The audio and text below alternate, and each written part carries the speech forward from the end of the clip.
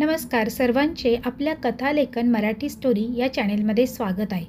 आज आपण एक नवीन कथा पाहणार आहोत आणि त्या कथेचं नाव आहे मसनावळ. लेखक आहेत अनामिक. एक रहस्य आणि हास्यास्पद ही कथा असून जर तुम्ही आमच्या मराठी कथालेखन या चॅनेलला आधी सबस्क्राईब नसेल केलं तर अशाच कथा पाहण्यासाठी नक्की आमच्या चॅनेलला सबस्क्राईब करून घ्या. आता वळूया कथेकडे.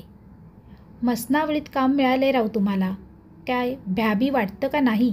रत्तानवाडा गावातील सावडीवर बसलेल्या 4-4 एकाने विचारलं. तसा रघुनाथही तंबाखू मळत मोठ्या तावाने, भ्या अरे म्या रातच्यालाच जन्माला आलेलं इटाळ हाय. भूतभीत असतील तर पायाखाली तुडवीत काढीन मी मसनावळीतून, असं म्हणत तंबाखू ओठांच्या आत ठेवून तो चगळू लागला. आता कोरोना नावाचा रोग आल्यापासून 10 रुपयांची तंबाखू 40ला मिळायची. त्यामुळे गावातील अक्कडबक्कड पुढारीस लपून छपून चुना लावताना आढळायचे. त्यात हा एक रघुनाथ शेठ ऐपत दाखवायचा. तशी त्याची ऐपत 50 पैशांची चुनापुडी घ्यायची नव्हती. पण मसनवाडीत काम मिळाल्यापासून आपोआपच रघ्याचा रघुनाथ शेठ झाला होता. वयाची 40शी उलटल्यानंतर रघुनाथला कशीबशी एक नोकरी मिळाली. आता मला नोकरी मिळाली असा गाजावाजा तो स्वतःच गावात मिरवत फिरायचा. पण गावकऱ्यांना ती नोकरी नाही तर शिक्षा वाटायची. मसनवाडीत काम म्हणजे आला मुडद्यांशी संबंध. त्यांच्यासाठी खड्डा ओकरणे, पेटवायचे असल्यास फाट्या गोळा करणे, दिवसा आणि रातच्यालाही तिथेच मुक्कामी राहणे, असली कामे मोक्कार पैकं दिलं तरी गावातील कोणी करणार नव्हतं. पण रघुनाथ शेठने महिना 3000 रुपयात पाटलांसमोर मसनावळीत काम करायला मान हलवली. तसं रातच्याला तिथे थांबायचं काय काम आहे? भूतं राखायला का? असा प्रश्न बहुतेक चतुरपतूर लोकांना पडू शकतो. पण ते असं असतं की रातच्याला पुरलेल्या मुडद्यांच्या कबरी कुत्री ओकरतात आणि बाहेर काढून त्यांच्याबरोबर टाईमपास करतात. म्हणून रातच्याचीच ड्युटी करावी लागायची. रघुनाथ शेठ जरी दिवसा 57 इंची छाती वर करून मिशांवर पीळ मारायचा, तरी रात्री मात्र मसनवाडीतील छोट्याशा घरात गुमान पांघरून घेऊन खसडायचा. पांघरुणाने पूर्ण डोक्यापासून पायापर्यंत अंग झाकल्यावर आता भूताला मी दिसणार नाही असं वाटून घेऊन तो निवांत झोपायचा. असेच खूपशा महिन्याच्या कामाचा अनुभव आला आणि मसनवाडीत काही भूतप्रेत नसतात याचाही. आजतागत तर मला काही आढळलं नाही भाऊ. मी बी रातच्याला भूतांच्याच मागवर राहायचो, पण काही नाही गावलं मसनवाडीत, रघुनाथ म्हणाला. एखादी हाडकीन भूतं दिसली असती तर जाऊन नाचलो बिसलो असतो तिच्यांबरोबर. रघुनाथ शेठ तिच्या बायकोची सकाळी सकाळी मस्करी करत तिला म्हणत होता. बरं जावा, हाडकींबरोबर लगीन लावायचंय ना, माझ्या संगती का केलत मग? रघुनाथ शेठची लाडकी शेवंता लाजत गाजत त्याला म्हणाली. बरं येतो म्या, कामाला जावं लागेल. आज गावात कित्येक टपकल्यात काय माहीत, असं म्हणत तो मसनावळीवर जायला निघाला. त्याच्या ड्युटीवर जायला तो निघाला. तो एकमेव असा माणूस होता जो आपल्या गावात कोणीच मरायला नको अशी देवाकडे प्रार्थना करायचा. म्हणजे तेवढंच त्याचं काम कमी होईल. पण गावही दांडगं मोठं असल्याने कोणी ना कोणी कायमचं टपकत राहायचं. त्यामुळे रघुनाथ शेठवर कामाचा बोजा हा वाढायचाच. आज अशीच 3-4 माणसं पुरून तो थकला होता. रात्रीचं जेवण करून लवकरच झोपला. ती भयान रात्र अमावस्येची नव्हती. गावाच्या बाहेर असलेल्या त्या सुनसान मसनवाडीत जिथे आसपास घरे वा झोपड्याही नव्हत्या, तिथे तो एकटाच आणि फक्त एकटाच. आज अंग पांघरुणाने पूर्ण झाकलेलेही नव्हतं. पाय तसेच उघडे होते. त्यामुळे एखादं भूत येऊन पायाला पकडून ओढत घेऊन जाईल याची शंका टाळता येत नव्हती. थंड हवा आज विचित्र पद्धतीने सळसळ व्हायची बंद झाली होती. रातकिड्यांचा किरकिर आवाजाचा नाद घुमण्याचा विषय तिथे नव्हताच. कारण मसनावळ सिमेंटची असल्याने कीटकांना तिथे जागा नव्हती. वातावरण अगदी गरम होतं. त्यामुळे रघुनाथ शेठला घाम फुटला आणि झोपेतच त्याने पांघरुण बाजूला सारून दिलं. हवा शांत असतानाही अचानक खिडकीच्या खडखडण्याचा आवाज आला. तसा तो खाडकन उठून बसला. माझं पांघरुण बाजूला कसं याचा विचार डोक्यात आला आणि गेला. चांगलाच घाम निघाल्याने शरीरातील पाणी आटलं असावं म्हणून त्याला अर्जंट तहान लागली होती. आता रात्रीचे नेमके 12 वाजलेले असताना पाणी प्यायला जायलाही तो दचकला. खूप तहान लागलेली असतानाही तो 1 तास थांबला. नेमके 1 वाजले आणि तो उठला आणि भीतीने परत दणकून अंथरुणावर आडवा झाला. त्याने काहीतरी पाहिलं होतं, काहीतरी भयानक आणि विचित्र. त्याच खोलीतील एका खुर्चीवर कुणीतरी, कदाचित डांग्या भूत, जो असाच घरात घुसून पछाडतो, तो बसला होता. डांग्या कदाचित माझ्यावर मंत्र मारतोय अशा विचाराने त्याचे काळीज टुनटुन उडायला लागले. त्या थोड्या थोड्या वेळाने खुर्चीकडे बघायचा, भूत अजून गेलंय का नाही. पण ते भूत खुर्चीवर जसंच्या तसं हलतच नव्हतं. काहीसा अंधार असल्यामुळे अंधुकसं दिसत होतं. आता रघुनाथचा दम तुटत चालला होता. आता जे होईल ते बघून घेऊ अशा निश्चयाने तो जागेवरून उठला आणि वीज चालू करण्याच्या बटणाकडे धावला. बटन चालू केले आणि घरात लख्ख प्रकाश पसरला. त्याने हलकीशी मान खुर्चीच्या दिशेने वळवली आणि समोरचं दृश्य बघून एवढ्या रात्री एकटाच हसत सुटला. खदाखदा हसून झाल्यावर तो खुर्चीजवळ गेला. खुर्चीवर त्याचेच कपडे ठेवलेले होते, जे रात्रीच्या अंधारात भूताच्या प्रतिमेसारखे दिसत होते. अरे देवा, मी पण नको त्या गोष्टीला घाबरून गेलो, असं स्वतःशीच म्हणत त्याने खुर्चीवरील कपडे बाजूला काढून ठेवले आणि तो पाणी प्यायला गेला. घटाघटा पाणी पित असताना त्याला कसला तरी पावलांचा आवाज आला. त्याने मागे वळून पाहिलं, पण काहीच नव्हते. मगाशी भूत दिसण्याचा भास, आता आवाज ऐकण्याचा भास, आता अजून कोणकोणते भास होणार आहेत कुणास ठाऊक, असं मनातच म्हणत त्याने रिकामा तांब्या पाण्याच्या मठावर ठेवला आणि परत तो झोपायला गेला. घरात भरपूर प्रकाश होता. झोपण्याच्या खोलीत गेला. एकदा त्या खुर्चीकडे पुन्हा बघितलं आणि तत्पफ, मी काहीच नाही केलेलं, मी भोळा माणूस आहे, मला पछाडून तुम्हाला काय मिळेल असा म्हणण्याचा तो प्रयत्न करत होता. पण त्याच्या तोंडातून तत्पफ व्यतिरिक्त शब्द बाहेरच पडले नाही. त्याला खुर्चीवर पुन्हा भूत दिसलं होतं. त्याने धोतर हातात घेतले आणि सुसाट वाऱ्याच्या वेगाने घराबाहेर निघाला. तो सरळ आदळत, आपटत, धडपडत आणि भिंगरीसारखा उडत गावात पोचून त्याच्या गावातील घरात बायकोवर जाऊन पडला.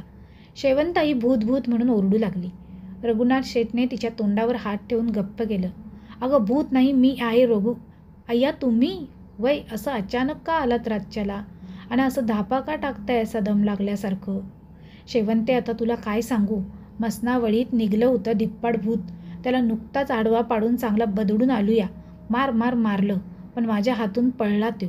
जाताना म्हटला बघून घेईल तुला. म्या बी त्याला छाती ठोकून दम दिला आणि आला नव तो भूतांची टोळी घेऊन. काय म्हणताय तुम्ही? बरं मग? शेवंताई टक लावून सगळं ऐकत होती. मग काय, त्या टोळीशीही 2 हात केले. मग काय, जमून नाही दिलं त्यांनी आणि आलू तसाच निघून घराला. ते भूत वाट बघतं असत्याल माझी, पण आता परतून नाही जायचं कधी मसानवाडीत. उद्याच पाटलांसमोर कामाचा राजीनामा देऊन येतो, रघुनाथ शेवंतीला सांगत होता. असे म्हणत रघुनाथ शेठ भीतीने शेवंतीच्या कुशीत जाऊन झोपला. इकडे सम्या आणि दाम्या हे गावातील पिजलेले चोर, जे रघुनाथचं मसनवाडीतील घर फोडायला गेलेले, त्याला असं पळताना बघून पोट भरून हसले. नंतर निवांत सगळे घर रिकामे केले. असेल तेवढ्या किमतीच्या वस्तू बोचक्यात भरल्या आणि दोघेही फरार झाले. त्याचं झालं असं की सम्याने खिडकीतून उडी टाकली आणि खिडकीचा आवाज झाला. त्या आवाजानं रघुनाथ जागा झाला. हे सम्याच्या लक्षात आल्यावर तो त्याच खोलीत लपून बसला. पण रघुनाथ लाईट चालू करून पाणी प्यायला आलेला बघून सम्या दुसऱ्या खोलीत गेला, जिथे खुर्ची होती. त्याच्या चालण्याचा आवाज रघुनाथला ऐकू आला, पण भास समजून त्याने कानकचूर केलं. आता रघुनाथ पुन्हा झोपायला इकडे येतोय हे बघून सम्याने खाली पडलेले कपडे उचलले आणि घाईघाईत कुठे लपवावे एवढ्या गणगणित रघुनाथला जवळ येताना बघून तो खुर्चीवरच बसून पडला. रघुनाथ आधीच भेकडलेला. अवघ्या उजेडातही त्याला खुर्चीवरचं भूतच दिसलं आणि जे नाही व्हायचं तेच शेवटी झालं. आता गावातील विहिरीवर बायांची आणि चौपाटीवर पुरुषांची रघुनाथच्या शौर्यगाथेबद्दल चर्चा होत असते. रघुनाथही त्याने कशा पद्धतीने भूतांना धूळ चारली हे याचे वर्णन दांडग्या स्वरूपात सर्वांना सांगत सुटला असतो. पण तेव्हाच जेव्हा सम्या आणि दाम्या आसपास नसतात. आता सम्या दाव्याने रघुनाथला ब्लॅकमेल करायला सुरुवात केली होती. रघुनाथ शेठकडून हप्ते वसूल करू लागले. पैसे दिले नाहीत तर तुझा भांडाफोड करू, गावात तुझ्या इज्जतीचा पंचनामा करू, असा दम त्यांनी दिलेला होता.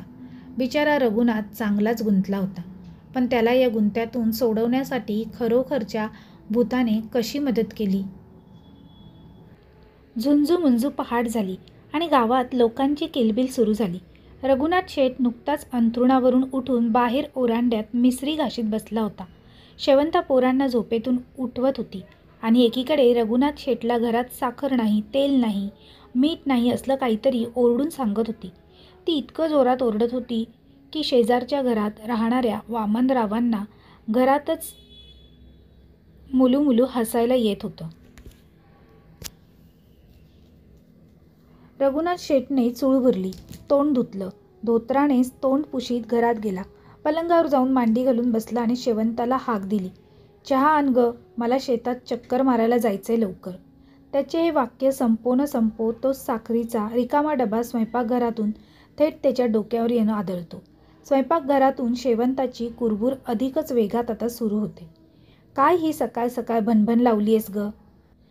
हे वाक्य त्याच्या रघुनाथ शेठच्या तोंडात येतं, पण ते वाक्य तो पुन्हा गिळून घेतो आणि बाहेर निघतो. बोक्षे पडलेल्या कातडी चपला घालतो आणि अंगणात निघून शेतात जायला कोणी सोबती मिळतंय का म्हणून आजूबाजूला नजर फिरवतो. वामनराव घरातूनच हसतच बाहेर पावले टाकताना बघून रघुनाथ शेठच्या डोक्यात झिंझिण्या येतात. काय हसून राहिला भो? तुझ्या घरात तर तुझी बायको तुला लाथा घालते म्हणे वामन. तो वामनला म्हणतो. नाही रे, कोण म्हटलं असं? बरं कुठे चालला? वामनराव त्याला विचारतो. शेतात चाललोय, यायचंय का? रघुनाथ शेठने तिरकस डोळे करून त्याला म्हणजेच वामनरावला विचारतो. काय बघतोस रे असा वाकडे डोळे करून? हे घे 200 रुपये, थोडं बहुत बाजार आण घरात. त्याच्याकडे बघत वामनराव रघुनाथला म्हणतो. वामनराव आणि रघुनाथ शेठचा चुलता होता. नातं जरी लांबचं असलं तरी संबंध दांडगे मजबूत होते. कशाला हो पैसे? तुमची अडचण काय कमी का? राहू द्या, मागचे उधार तर द्यायचे राहिलेत आणि तुम्ही अजून देताय हे, हा हा. असे म्हणत रघुनाथ शेठने पैसे केव्हा घेतले हे वामनरावला पण कळलं नाही. दोघेही माळाचा रस्ता तुडवू लागले. विषयात विषय निघाला आणि वामनरावांनी मसनवाडीचा विषय काढला. मसनवाडीचा अनुभव खरा का मग रघ्या?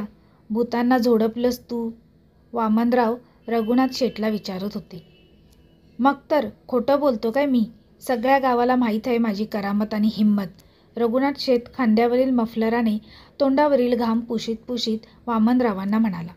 नाही पण तू मसनवाडीचं काम का सोडलं मग? राहायचं ना तिथंच मस्त, रोज पडत होता. घरातलं चहा पाण्याचा खर्च तरी भागत होता.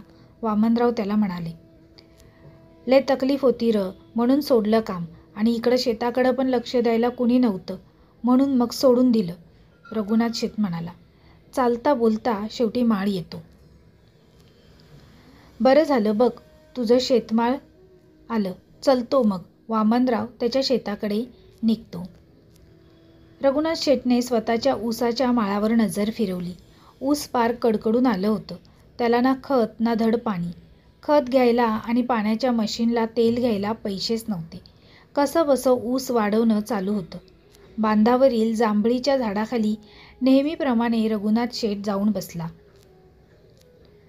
जरा ऊसासा सोडणार तोच अचानक झाडावरून कोणीतरी जोरात ओरडलं. रघुनाथ शेठला घाबरगुंडी उडाली आणि तोही किंचाळून उठला. सम्या आणि दाम्याने जांभळीच्या झाडावरून धपकन खाली उडी टाकली. रघुनाथ शेठची टिंगल करायची त्यांना आता सवयच झाली होती. काय मग रघुनाथ शेठ, भूताला पछाडणारे पहिलवान, तुम्ही भर दुपारी स्वतःच्या मळ्यात पण घाबरता का काय? सम्याच्या या वाक्यावर दाम्या पोट दाबून हसत सुटला. रघुनाथ शेठ मात्र शांत उभा होता. तो काही उलट बोलू शकत नव्हता, कारण इथं तोंड उघडलं आणि या दोघांनी गावात वाचा फोडली तर बदनामी व्हायची. मसनवाडीतील सगळी खरी हकीकत गावाला माहीत होईल आणि माझी फजिती होईल असं मनात समजून तो गप्पच होता. दाम्या तावातावात खाली पडलेलं जांभळं तोंडात ठेवीत. रघ्या, काय शांत का इतका? काय हालचाल मग? गावातली स्तुती चालली तुझी आमच्यामुळे, कारण आम्ही खरं काय ते कोणाला बी सांगितलं नाही हां, तो म्हणाला. हो तुमचं खरं आहे, पर जाऊ द्या आता, किती दिवस दिवसणार तुम्ही पण मला? रघुनाथ शेठ त्याला म्हणाला. जास्त दिवस नाही रे, फकिस्त आज. चल खिशातले 200 रुपये काढ, दाम्या जड आवाजात म्हणाला. सम्या आणि दाम्याने गावापासूनच रघुनाथ शेठचा पाठलाग केला होता. वामनरावांनी त्याला 200 रुपये दिलेत हे त्या दोघांनीही हेरून ठेवलं होतं. अबब 200 नाहीत माझ्याकडे एवढे पैसे नाहीत, रघुनाथ शेठ गडबडीत म्हणाला. ए रघ्या, तुझ्या आईला आमच्याशी खोटं बोलतोस होय? मग हे खिशात हाय काय? दोघेही रघुनाथ शेठवर तुटून पडतात. सम्या खिशातून पैसे काढून घेतो आणि खिसा पण फाडतो. दाम्या डोक्यावरील टोपी काढून खाली फेकतो. मग दोघेही पैसे मोजत उसाच्या बांधाबांधाने तिथून पसार होतात. रघुनाथ शेठ अजूनही स्तब्ध उभाच असतो. त्याला पश्चाताप झाला होता की कसली ही दलिंदिरी माणसं मागं लागली आहेत माझ्या, काय माहीत. माझ्या डोक्यावरची टोपी खाली फेकली गेली आहे म्हणून त्याने ती उचलण्यासाठी खाली नजर टाकली, पण खाली टोपीही नव्हतीच. त्याला टोपी डोक्यावर असल्याची जाणीव झाली. डोक्यावर हात ठेवला तर खरंच टोपी हातात आली. टोपी तर नुकतीच दाम्याने खाली फेकली होती, मग परत कशी डोक्यावर बसली? कसली ही करामत? त्याला आश्चर्य वाटले. हा हा हा, अरे भेकड रघु, ही माझी करामत आहे, असं म्हणत समोरच्या टेकडीवरून किरशा भगत खाली उतरत होता. कृष्णा हाताडला सगळे किरशा म्हणूनच ओळखत होते. भगतगिरी ही त्यांच्या रक्तातच होती. संपूर्ण हताड परिवार भगतगिरी करायचा, पण किरशालाच विद्या प्राप्त झाली होती. मळलेले धोतर, खाकी कोट, डोक्यावर टोपी, हातात काळा रंग दिलेली आणि मोरपंख बांधलेली काठी, गळ्यात 7-8 माळा, जळल्यागत काळा वर्ण, वाढलेल्या आरबट दाढी, लालसर डोळे, यामुळे तो भयानक वाटायचा. रघुनाथ शेठचा तो चांगला मित्र होता, पण किरशा भगत झाल्यापासून रघुनाथ शेठ किरशापासून लांबच राहायचा. कारण कधी याला राग येईल आणि हा त्याच्या विद्येने आपली खोड मोडेल हे सांगता येत नव्हते. लोकांबरोबर जादू करायला त्याला लय मजा वाटायची.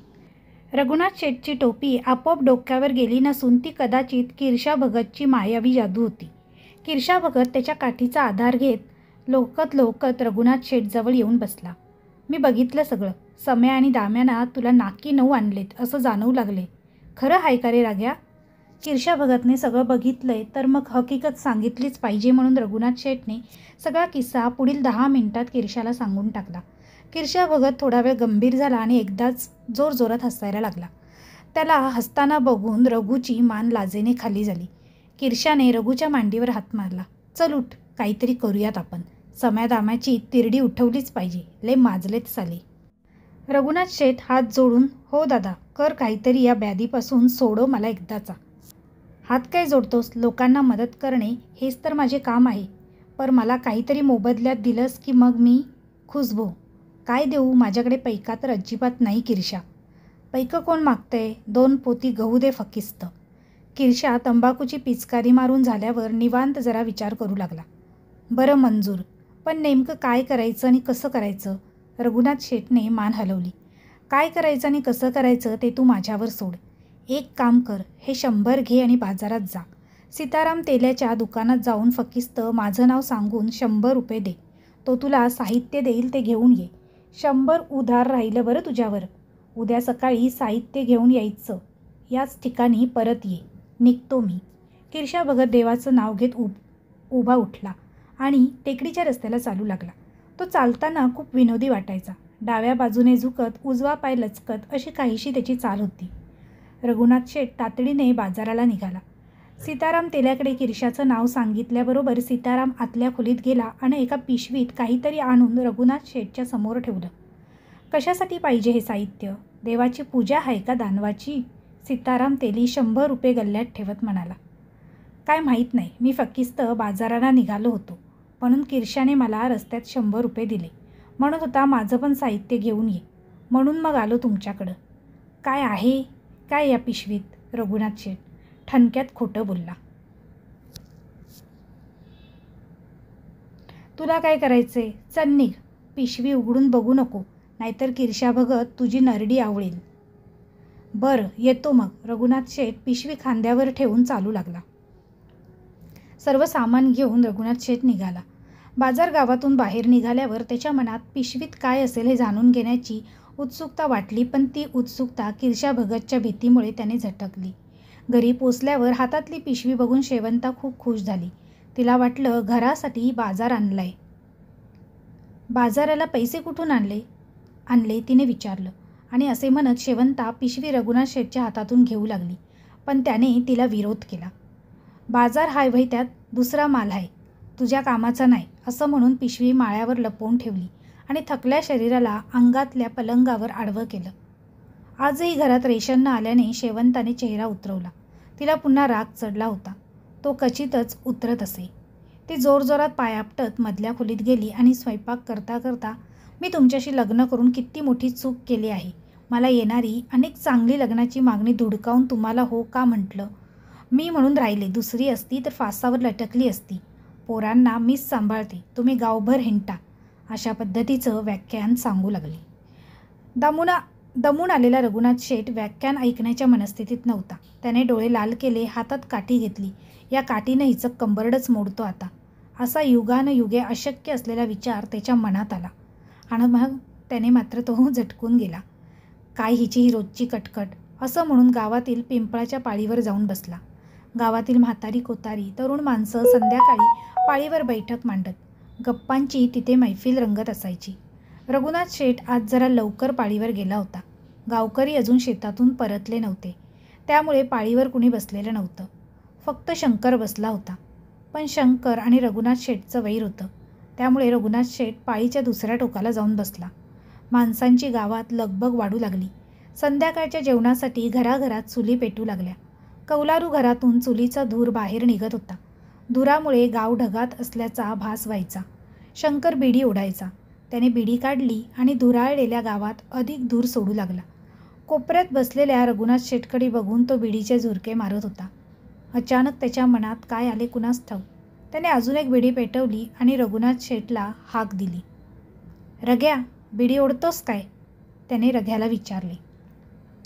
रघुनाथ शेठ जरा अचंबित झाला, पण त्याने हो म्हणून शंकरजवळ जाऊन बिडी हातात घेतली. बराच वेळ दोघेही शांत बसून राहिले. दोघांचं भांडण होऊन 13 वर्ष झाली होती. आज पहिल्यांदा शंकरने भांडणाचा बिमोड करण्यासाठी म्हणून हाक दिली. आता रघुनाथ शेठलाही वाटू लागलं की रागरोस मिटवावा, म्हणून त्याने खिशातून गायछाप काढली. स्वतःसाठी मळून झाल्यावर शंकरलाही पाहिजे का म्हणून विचारलं.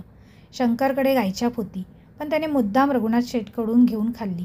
दोघांचं वैर आता संपलं होतं. दोघांमध्ये काही काळ गप्पा रंगल्या. थोड्या वेळातच पाळीवर 14-15 लोक जमली. त्यात वामनराव, किरशा भगत आणि सम्या पण होता. दाम्या आज आलेला नव्हता. गप्पात गप्पा कोणी आज कशाची पेरणी केली, कोणाला किती मोठा साप दिसला, आज मी नांगरणी कशी जोरदार केली, गावात कोण मेलं, कोणाच्या घरी जन्माला आलं, मोदी कोणत्या देशात आहे, राहुलच्या लग्नाचं सोनिया बघते की नाही, या विषयांपासून सुरुवात झाली आणि अंधार झाल्यावर विषय आपोआपच भूताखेटींच्या गोष्टींकडे वळले. तर आज कोणाला भूताने घाबरवलं का? तर हो, नुकताच शेतातून आलेला नामदेव सुतारचा मुलगा गणपत त्याचा नुकताच घडलेला अनुभव सांगू लागला. मी दांडाच्या वाटेने बैल घेऊन शेतातून परत येत होतो. दांडाच्या वाटेला चिखल खूप म्हणून नीट चालताही येत नव्हतं. आज अमावस्या, त्यामुळे अंधार तर झपझप वाढू लागलेला. वाटेच्या बाजूंची झाडे सावलीगत वाटायला लागलेली. बैल टपटप चालू लागली आणि मी मागून कसाबसा चालत होतो. अरे मग दिवस असताच निघून यायचं ना शेतातून. तुला ठाव हाय नवं, दांडाच्या वाटेला जुनी भुताळलेली माडी हाय, वामनराव मध्येच बोलला. हो ठाव तर आहे, पर कामामुळे उशीर झाला. बरं ऐका पुढचं. मी लगबगीनं चालत होतो. भुताळलेल्या माडीजवळ येताच उगाच छातीत धडकी भरली. श्वास जड झाला. मी माडीच्या विरुद्ध दिशेने बघून चालू लागलो, जेणेकरून भीती कमी होईल. अचानक बैल बिचकली. सैरावैरा पळण्याचा प्रयत्न करत होती. त्यांना काहीतरी पाहिलं होतं. मी बैलांना सांभाळू लागलो. एकदा माडीवर नजर गेली आणि बघतो तर काय, ती सडकी कुसकी माडी लख्ख प्रकाशाने उजळून निघालेली. दरवाजात खिडकीत दिवे झगमगत होते आणि दुसऱ्या क्षणात माडी भसभंगाळ अवस्थेत दिसू लागली, अंधारात सावलीसारखी. मी बैलांना घट्ट पकडून एकटक माडीकडे बघत उभा होतो. वरच्या मजल्यावर काहीतरी हालचाल जाणवली. खिडकीतून कोणीतरी मला पण बघतंय असं वाटत होतं. ती क्षीण आकृती स्पष्ट दिसू लागली आणि मला घामाच्या धारा फुटू लागल्या.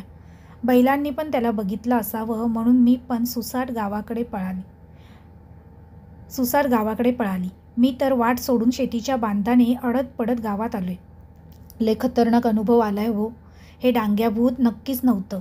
मी स्पष्ट बघितलंय, हे काहीतरी भलतंच होतं. कसा होता दिसायला? किरशा भगत गंभीर स्वरात म्हणाला. म्हणजे माणसासारखाच होता. अंगावर कपडे नव्हते. संपूर्ण शरीरावर पांढरे केस होते. गळ्यात सोन्यासारखं काहीतरी चमकत होतं. राख्याभूतच असणार. तोच पांढरा असतो. माडी राखायला असणार हा तिथं. सर्व माणसं गणपतचं शांत ऐकत होती. रघुनाथ शेठच्या तर भीतीने आतड्या गोळा झाल्या होत्या. लय उशीर झाला होता. तो जो घरी जाऊ लागला. शंकर पण रघुनाथ शेठला आता जेवायला येण्याचं निमंत्रण देऊन निघून गेला. सम्या तिरकस नजरेने रघुनाथ शेठला हूल देऊन निघाला. शेवट किरशा भगत आणि रघुनाथ शेठ बाकी राहिले. रग्या, आणलीस का पिशवी? हो वय आणलीये. बरं ऐक, सांगतो. गणपत म्हणतोय ते खरं आहे. माडीवर कोणीतरी वास्तव करतंय. पण डांग्याभूत नाही का, राख्याभूत नाही. मग रे, काय आहे नक्की तिथं? रघुनाथ शेठने विचारलं. ते मी तुला उद्या सांगतो. माझी पिशवी उद्या नीट घेऊन ये. आपल्याला दांडाच्या वाटेच्या माडीत जायचं आहे. तिथलं भूतच आपल्याला साम्यादाम्याची खोड मोडायला मदत करेल. पण अगोदर आपल्याला त्या भूताला ताब्यात घ्यावं लागेल. आणि त्यासाठी उद्या तिथे जाऊन माझ्या देवतांची पूड उभारू. उद्या तू तयार राहा. नाही म्हणजे मी तयार आहे, पर एकदा सांगितलं असतं माडीवर कोणती व्याध आहे तर बरं झालं असतं. रघुनाथ शेठ घाबरत म्हणाला. रघुनाथ शेठची जाणून घेण्याची जिज्ञासा होती. कारण उद्या तिथे जायचं होतं, म्हणजे सगळं माहीत असलेलं बरं. बरं सांगतो, कान पुढं कर. खवीस हाय खवीस. खवीस? भूताचं नाव ऐकून रघुनाथ शेठने मंदिराच्या दिशेने हात जोडले. देवा ताकद दे, खवीस लय भलती बला हाय, तो म्हणाला. घाबरू नकोस रे भेकड कुठला. मी असताना पण तू घाबरून जाणे मला पटत नाही. माझ्यावर विश्वास असेल तर ठीक, नाहीतर दे विषय सोडून. कर सम्यादाम्याची गुलामी. किरशा भगत रघुनाथ शेठच्या भेकड स्वभावाला संतापून म्हणाला. नाही, मी घाबरत नाही. तयारी हाय माझी. उद्या ठीक सकाळी 7 वाजता माझी पिशवी तांबड्या रंगाचा कोंबडा असेल तर, मूठभर खारट मीठ, 5 इंच कापड, वडाची पाने, गोमित्र घेऊन माडीच्या खाली हजर राहा. चुकूनही माडीत जायचं नाही. ठरलं मग? असं म्हणत किरशा भगत निघाला. ठरलं म्हणून रघुनाथ शेठने किरशा भगतचा निरोप घेतला. सकाळी कुंत्र्यांच्या भुंकण्याच्या आवाजाने रघुनाथ शेठला जाग आली. सकाळचे 5 वाजले होते. किरशा भगतने सांगितल्याप्रमाणे सगळे साहित्य जमा झाले होते. फक्त तांबडा कोंबडा मिळालेला नव्हता. ठरलेली वेळ आली आणि रघुनाथ शेठ दांड्याच्या वाटेला लागला. माडीपासून लांबच एका दगडावर किरशाची वाट बघत बसला. थोड्याच वेळात किरशा भगत पण आला. त्याने सोबत राख आणली होती. दोघेही माडीच्या पायथ्याशी गेले. माडी 2 पिढ्या जुनी होती. माडीला लावलेली लाकडं कुजून ठिसूळ झालेली. छप्पर मोकळंच, त्यामुळे पावसाचं पाणी थेट माडीत उतरायचं. माडीला फिका लाल मातीचा रंग देऊन 2 पिढ्या गेल्या असल्या तरी काही ठिकाणी रंग उठावदार दिसत होता. काही भिंती जीर्ण होऊन ढासाळलेल्या होत्या. किरशा भक्ताने माडीच्या भोवती राख फेकली आणि काहीतरी मंत्र पुटपुटत आत शिरला. त्याबरोबर रघुनाथ शेठही आत गेला. आता खवीस माडीच्या बाहेर पळू शकणार नाही, असे म्हणत स्वतःच्या गळ्यातील एक माळ काढून रघुनाथ शेठच्या गळ्यात घातली आणि ही माळ कोणत्याही परिस्थितीत बाहेर काढू नकोस असंही बजावलं. आज किरशा भगत जरा वेगळ्याच ढंगात दिसत होता. नवं धोतर, कोट, पांढरी कोर टोपी, यामुळे तो आज कामात गंभीर जाणवत होता. आजपर्यंत त्याने हलकी फुलकी भूतं वशमध्ये केली होती असे गावातील लोक म्हणायचे, पण त्याला अजून रक्तपाती भूतांना ताब्यात घेता आलेलं नव्हतं. खवीस हा त्यातलाच प्रकार असल्याने त्याला आज रक्तपाती भूतांना ताब्यात करण्याचं श्रेय पण घ्यायचं होतं. मागच्या वेळी चकाट्या या रक्तपाती भूताला धूळ चारण्याच्या प्रयत्नात किरशा भगतचा भाऊ शिरपा जीव गमावून बसला. शिरपासुद्धा थोडा बहुत भगत होता. तो किरशाच्या सोबतीला मसनवाडीत चकाट्याला ताब्यात घेण्यासाठी गेले असताना चकाट्याने दोघांनाही चकवा दिला होता. किरशा वाचला, पण शिरप्या मात्र संपला होता. आज किरशाला भगतला खूप सांभाळून काम करायचं होतं. आवाज करायचा नाही, किरशाने रघुनाथ शेठला ताकीद दिली. माडीच्या गर्भात म्हणजे मध्यभागी जाऊन पिशवीतून सगळं साहित्य एक एक करून बाहेर काढलं. हळदीने जागा पिवळी केली. त्यावर एक काळपट झालेली मूर्ती ठेवली. ती मूर्ती कोणत्या देवाची होती हे मी तुम्हाला सांगणार नाही. मूर्तीभोवती वडाची पाने व्यवस्थित लावली. अजून भलतं सलतं साहित्य मांडलं. मग काही मंत्रगान झालं. हे सगळं करत असताना रघुनाथ शेठ माडीच्या सगळ्या बाजूंनी नजर फिरवत होता. कुठून खवीस येईल सांगता येत नव्हते. केव्हा येईल खवीस असा प्रश्न केल्यावर किरशाने त्याच्या तोंडावर बोट ठेवलं. शांत बस की बाबा, आता यायचा नाही. दिस मावळल्याशिवाय यायचा नाही तो. त्याला अंधाराची साथ हवी असते. मग आपण इतक्या लवकर का आलोय हे रघुनाथ शेठच्या मनात येत असतं, पण काहीतरी गोम समजून तो शांत राहतो. दुपार भरते. किरशा अजूनही मांडलेल्या पूजेसमोर डोळे मिटून शांत बसलेला असतो. आता तर त्याचं मंत्र पुटपुटून सुद्धा बंद झालेलं असतं. माडीतील शांतता खायला धावत होती. कंटाळून रघुनाथ शेठ दुसऱ्या खोलीतल्या खिडकीजवळ जाऊन बाहेर बघू लागला. खिडकीतून रतनवाडा गाव पण दिसत होतं. माडीपासून 500 मीटर अंतरावर असलेल्या गण्याखोतच्या शेतावर त्याची नजर जाते. गण्याखोत त्याच्या बकऱ्या चारण्यात दंग होता. जर इथे काही गडबड झाली आणि गण्याला जोरात हाक मारली तर मदतीला नक्की येईल, म्हणून त्याला जरा धीर येतो. अर्धा एक तास जातो. आता त्याला तिथंही कंटाळा येतो, म्हणून तो मागे फिरतो. एक पाऊल टाकतोच तोच त्याच्या पायाला काहीतरी जाणवतं. खाली बघतो तर पांढऱ्या केसांचा खच पडलेला असतो. खवीसाची केस अशी जोरात आरोळी देऊन गर्भखोलीत जातो. इतकी जोरात आरोळी देऊनही किरशा भगत हा की हू नाही. तो जसा बसलेला होता तसाच होता. रघुनाथ शेठ पुन्हा त्या खोलीत ढुंकून बघतो. आता तिथे पांढरी केस नव्हती. चुपचाप येऊन किरशाजवळ बसतो आणि त्याच्या काठीला बांधलेल्या मोरपिसांशी खेळतो. काही वेळाने किरशा डोळे उघडतो. काय टाईम झाला असेल रे, किरशा म्हणतो. दुपार टळली. इतका वेळ कोणता मंत्र म्हणत होतास? कंटाळलो ना रे मी, रघुनाथ शेठ म्हणाला. माझ्या शक्ती पुन्हा तपासून बघत होतो. जरा सराव चालू होता, किरशा म्हणाला. किरशा, अरे मला केस दिसली खवीसाची, रघुनाथ शेठ म्हणाला. अजून तर खूप काही दिसणार आहे, बघतच राहा. किरशा उभा राहिला. हातात पाण्याचा तांब्या घेऊन वरच्या मजल्यावर चालू लागला. पाठोपाठ रघुनाथ शेठही. वरच्या मजल्यावर पोचताच खोलीत सगळीकडे पाणी मारू लागला आणि आश्चर्य, पाणी एका ठिकाणी खवीसावर पडलं असावं. तो अदृश्य होता, पण पाणी त्याच्या शरीरावर काही वेळासाठी अडकलं आणि त्याचा पत्ता लागला. लगेच किरशाने हळद फोडली, ती पण खवीसाला चिपकली. आता समोर हळदीचा पिवळा रंग हवेत तरंगतोय असं वाटत होतं.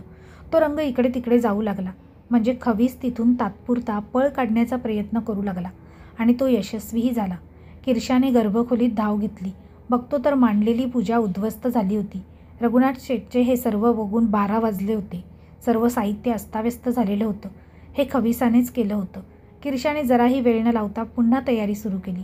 पूड मांडली, पुन्हा जैसे थे करून ठेवलं. म्हणता म्हणता सायंकाळ झाली. खवीसाला माडीच्या बाहेर जाता येणार नव्हतं, कारण माडीभोवती फेकलेली मंतरलेली राख आडवी येत होती. त्यामुळे खवीस माडीतच आपल्याला हतबल करण्याचा पुरेपूर प्रयत्न करेल हे नक्की. यावेळी पूजेच्या भोवती पण राखीचं रिंगण तयार केलं. सायंकाळ सरली. अंधाराचं राज्य येऊ लागलं. पक्षी घरट्यांकडे कूच करू लागली. शेतकरी मजूर आपापली जनावरं घेऊन घराकडे जाऊ लागले. रातचरू वटवागळे आकाशात दिसू लागली.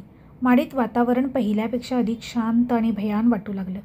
रातकिड्यांचा आवाज हळूवार अंधारापर्यंत वाढत होता. ते दोघेही मांडलेल्या पूजेसमोर बसले. किरशा भगतने चाकू काढला आणि रघुनाथ शेठच्या तळ हातावर मारला. त्याबरोबर रक्ताची चिळकांडी उडाली. हे काय करतोय, रघुनाथ शेठ वेदनेने कणत म्हणाला. तांबड्या कोंबड्याचं रक्त नाहीये, त्यामुळे तुझ्या रक्ताने काम चालवावं लागेल. तुला विचारून तू बोट वा हॅट कापला नसतास, म्हणून मग न विचारता चाकू मारला. भाजलेल्या छोट्या मातीच्या भांड्यात थोडं रक्त ठेवून रघुनाथ शेठच्या कापलेल्या हाताला बांधण्यासाठी कापड शोधू लागले.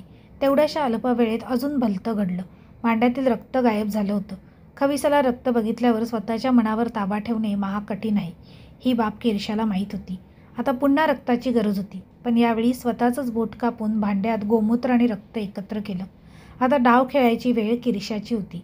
रघुनाथ शेठला एका कोपऱ्यात थांबायला सांगून तो जर बाजूला जाऊन थांबला.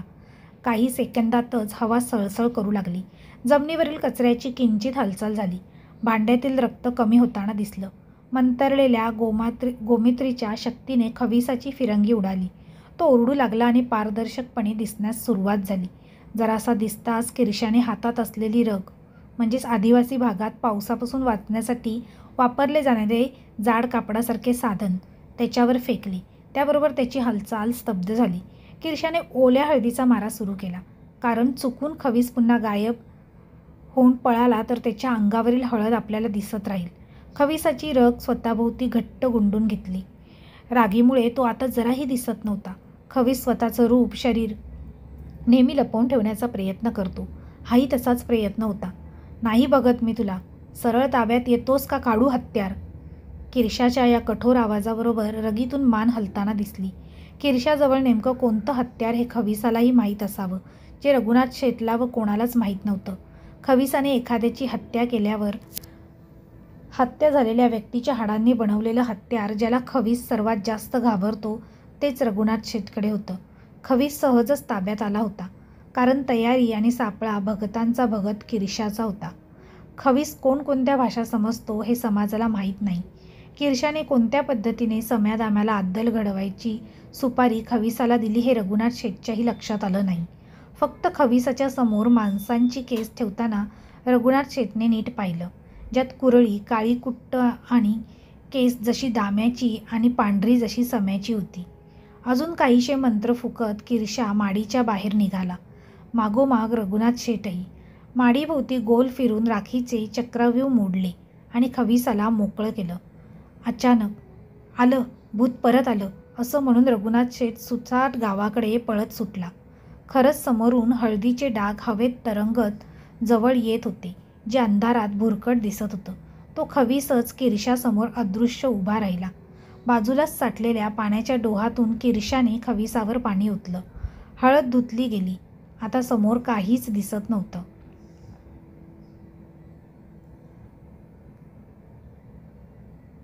दुसऱ्या दिवशी दुपारी 12 वाजताच गावातील पाळीवर बैठक बसली होती. सगळ्या गावकऱ्यांनी सफेद कपडे घातले होते. प्रत्येकाचे चेहरे उतरलेले होते. कोणी काहीच बोलत नव्हतं. गावातील दुसऱ्या गल्लीतून किंचितसा रडण्याचा आवाजही कानावर पडत होता. कोणीतरी तोंड उघडलं. सम्या आणि दाम्या लय चांगलं होतं. एखाद्या हडळीने पार रक्त शोषून खाल्ले. नुसता हाडांचा सापळा शिल्लक ठेवलाय आणि त्यावर कातडी, मांस पण नाही ठेवलं अंगावर. सगळं गिळलंय की, कोणीतरी म्हणत होते. पुन्हा काही काळ सगळीकडे शांतता पसरते. थोड्या वेळाने किरशा आणि रघुनाथ शेठ बैठकीतून उठून दोघंही घराकडे चालू लागतात. अरे हे काय, तुझ्या खविसानं तर जीवच घेतला की दोघांचा.